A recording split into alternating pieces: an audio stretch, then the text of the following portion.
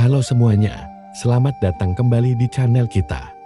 Hari ini, kita akan melanjutkan perjalanan kita menelusuri sejarah salah satu aplikasi favorit kita semua, Instagram. Di episode sebelumnya, kita sudah membahas bagaimana Instagram lahir dan diakuisisi oleh Facebook. Nah, sekarang kita akan masuk ke phase selanjutnya, yaitu tahun 2013. Tahun yang penuh gebrakan dan inovasi besar bagi Instagram. Siap? Yuk, kita mulai. Jadi, setelah resmi menjadi bagian dari keluarga besar Facebook, Instagram tidak lantas diam saja, justru sebaliknya, mereka mulai bergerak lebih cepat. Salah satu langkah paling signifikan yang mereka ambil di tahun 2013 adalah akuisisi sebuah perusahaan periklanan bernama Atlas. Mungkin banyak dari kalian yang bertanya-tanya, Atlas, perusahaan apa itu? Kenapa penting? Nah, ini dia kuncinya. Atlas adalah platform teknologi periklanan yang awalnya dikembangkan oleh Microsoft. Fungsinya adalah untuk membantu pengiklan mengelola, menayangkan, dan mengukur efektivasi kampanye iklan mereka di berbagai platform digital, ketika Facebook melalui Instagram mengumumkan akuisisi Atlas. Ini adalah sinyal yang sangat jelas, sinyal bahwa Instagram tidak akan selamanya menjadi platform yang bebas iklan. Mereka sedang mempersiapkan fondasi yang kokoh untuk memonetisasi platform mereka. Dengan teknologi Atlas, Instagram bisa menawarkan kepada para pengiklan alat yang canggih untuk menargetkan audiens yang tepat dan melacak seberapa baik iklan mereka bekerja bagi kita sebagai pengguna. Ke saat itu, mungkin belum terasa dampaknya, secara langsung feed kita masih bersih dari postingan bersponsor. Tapi di balik layar, roda bisnis sudah mulai berputar kencang. Akuisisi ini adalah langkah strategis yang mempersiapkan Instagram untuk menjadi raksasa periklanan seperti yang kita kenal sekarang.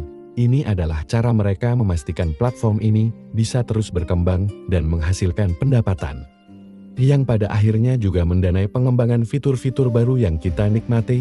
Ini adalah momen krusial yang menunjukkan visi jangka panjang Mark Zuckerberg dan timnya untuk Instagram.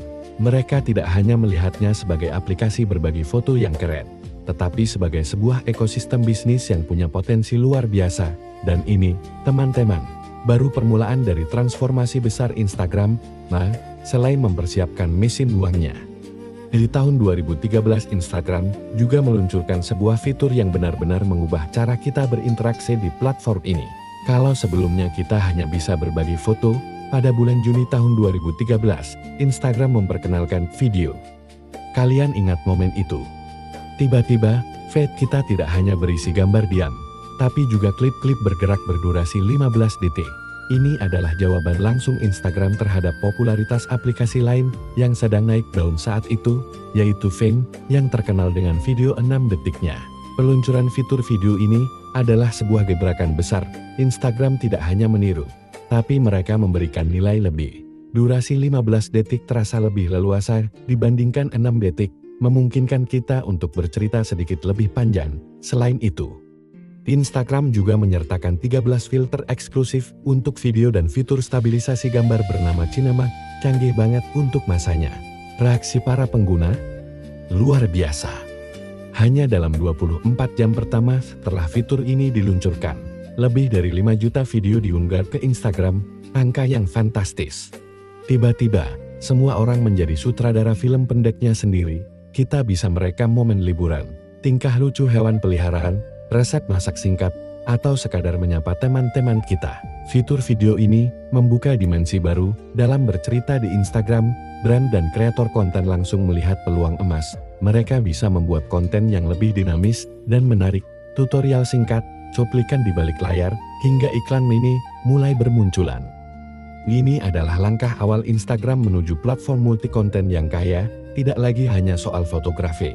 Bagi Instagram sendiri, ini adalah langkah defensif sekaligus ofensif.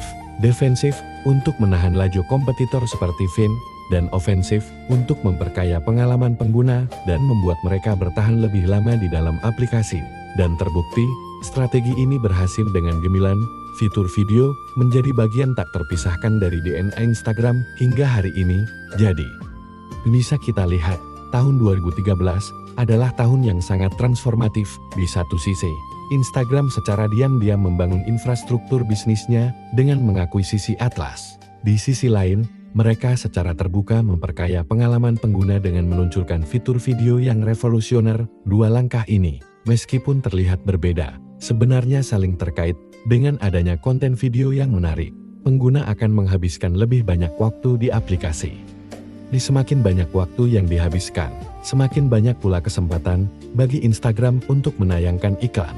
Dan dengan teknologi dari Atlas, iklan yang ditayangkan bisa lebih relevan dan efektif, sebuah siklus yang sangat cerdas, bukan? Ini adalah contoh sempurna bagaimana sebuah perusahaan teknologi menyeimbangkan antara inovasi produk dan strategi monetisasi. Mereka memberikan sesuatu yang baru dan seru bagi kita, para pengguna, sambil pada saat yang sama memastikan kelangsungan hidup dan profitabilitas perusahaan untuk jangka panjang. Melihat kembali ke tahun 2013, kita bisa menyadari betapa visionernya langkah-langkah yang diambil Instagram saat itu. Mereka tidak hanya mengikuti tren, tapi juga membentuknya.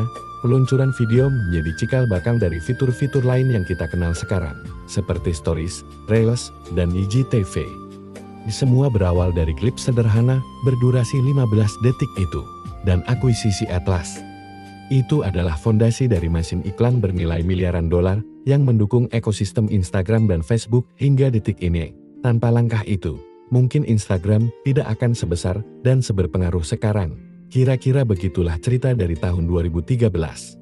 Ke tahun yang penuh dengan perubahan besar dan menjadi titik balik penting dalam sejarah Instagram. Dari sini, kita bisa melihat bagaimana Instagram mulai berevolusi dari sekadar aplikasi berbagi foto menjadi platform media sosial dan bisnis yang super lengkap. Di episode selanjutnya, kita akan menjelajahi tahun-tahun berikutnya, di mana Instagram terus berinovasi dengan fitur-fitur seperti Instagram Direct, dan bagaimana mereka mulai benar-benar meluncurkan iklan pertama mereka ke publik. Pasti akan lebih seru lagi. Terima kasih.